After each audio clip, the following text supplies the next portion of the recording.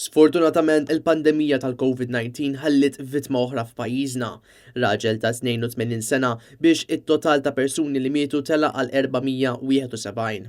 Fuq Facebook il-Ministeru tas-Saħħa spjega wkoll li fl-aħħar 24 siegħa irriżultaw 78 każ pożittiv ġdid, filwaqt li 94 persuna oħra kienu meqjusin bħala li fiequ. Dan minkejja li fl-aħħar xhur il-Gvern iddeċieda li m'hemmx bżonn isir swab test lil persuni li jkunu rriżultaw pożittiv ġimagħtejn qabel. Blat ta' każi attivi bekk niżel għal 1391.